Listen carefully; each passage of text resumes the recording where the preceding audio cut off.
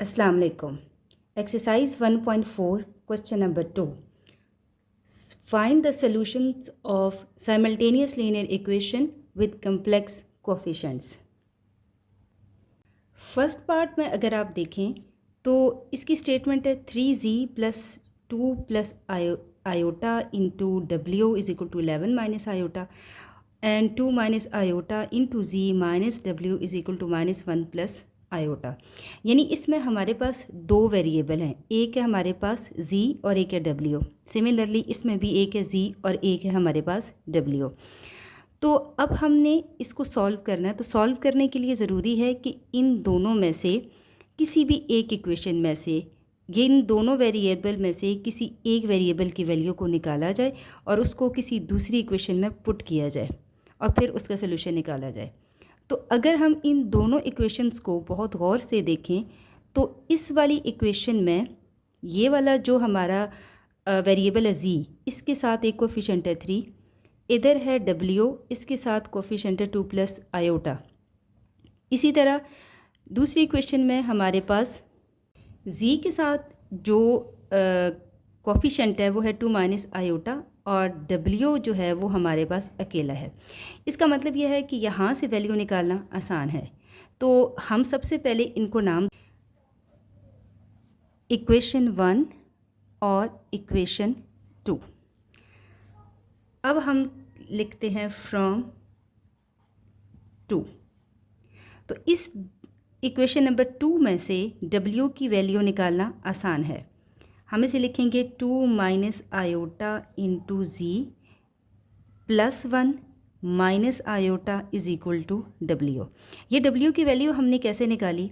ये इस पूरी टर्म के साथ माइनस हो रहा था तो इक्वल के दूसरी तरफ जाके ये प्लस कर दिया और इसी तरीके से यहाँ पर ये -1 है, इसको इधर ले जाके प्लस किया और ये प्लस है तो इसको इस साइड पर जाके इसका भी साइन चेंज करके इसे माइनस कर दिया।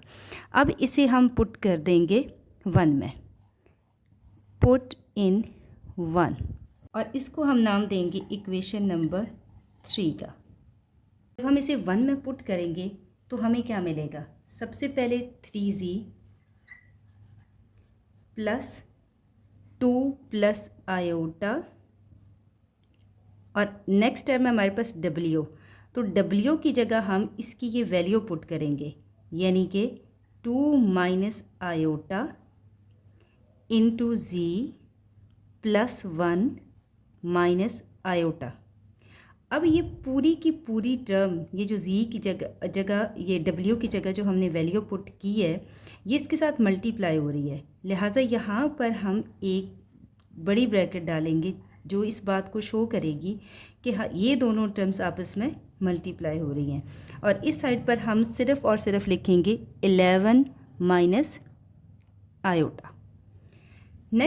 नेक्स्ट स्टेप में हम इसे सिंप्लीफाई करेंगे।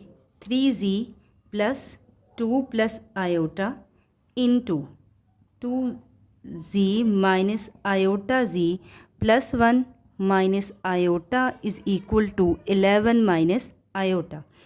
इन next step we write 3z 2 plus iota को अब हमने इन सारी टर्म्स के साथ मल्टीप्लाई करना है। तो सबसे पहले हम 2 को इस पूरी टर्म के साथ मल्टीप्लाई करेंगे तो हमें 4z minus 2 iota z plus 2 minus 2 iota. Similarly फिर हम आयोटा को जब 2z से मल्टीप्लाई करेंगे 2 iota z minus iota square z